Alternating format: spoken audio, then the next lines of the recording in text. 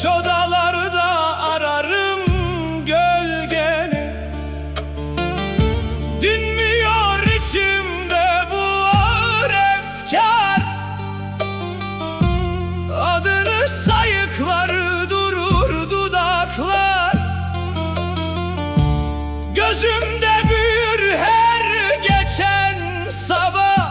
Sanki dünya daraldı bana yavaş yavaş. Ne bir ses var ne de bir nefesin.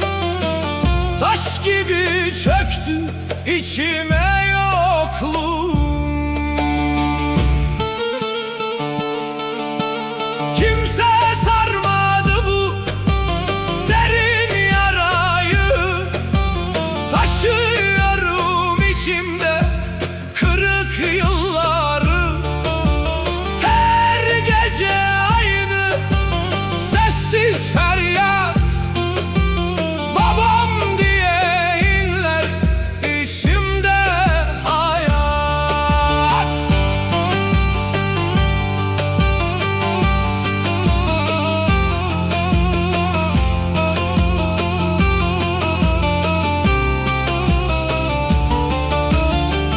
Zaman bile acımı azaltmadı. Her hatıra içimde yeniden yandı. Bir fotoğraf kaldı solmuş elimde. O bile yetiyor ağlamama gece. Of babam, ben hala yarım kaldım. Senin gidişinle eksildim.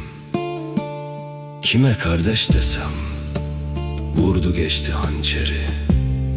Dönüp de bakmam artık o günlerden beri. Bu can bedenden artık usandı, yoruldu.